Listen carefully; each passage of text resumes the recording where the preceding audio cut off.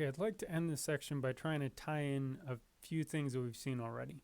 So first of all, we've seen the superposition principle before, that if you have several solutions of a homogeneous differential equation, then their sum will also be a solution. We're going to assume for the rest of this chapter that the same thing is true even if you have infinitely many solutions of a homogeneous differential equation, that you can add up even if there's infinitely many constants times each one of them. Okay, so with that said, we're going to have a general strategy to solve PDEs, which is the following.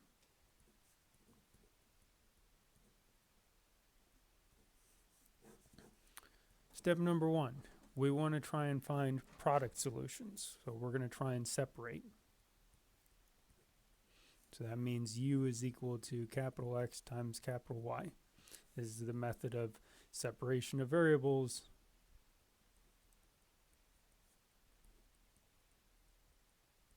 Which we've been talking about in 12.1. That's our first step. Our second step is to solve for the lambdas that we get. So after we separate it, each one should be equal to something with a lambda. We have two differential equations with lambda. Our next step is going to be to find the lambda, which we've seen before. That was our Sturm-Liouville problem, or something very similar to it.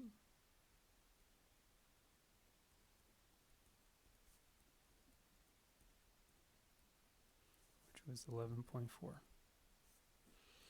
Okay, once we do that, we're going to have multiple solutions corresponding to different eigenvalues, so different eigenfunctions corresponding to different eigenvalues, and then the superposition principle says you can add them up and get a new solution.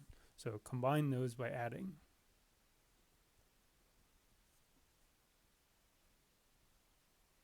Let's just say combine eigenfunctions.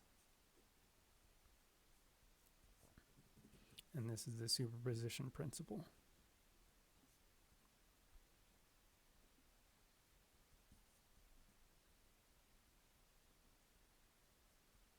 Basically just saying add them all up and take a sum. Okay, well now if we're adding up a bunch of things with sums, if the original eigenfunctions had sines and cosines, then that suddenly starts to look like something we've seen before. Infinite sums of sines or cosines sounds an awful lot like a Fourier series.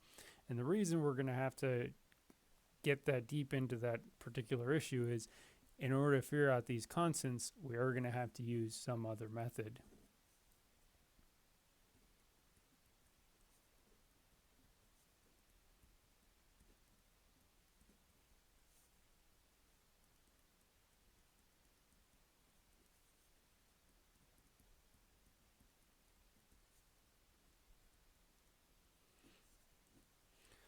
Okay, so when we originally started talking about Fourier series in 11.2, I said this is super important because we're going to be coming back to it.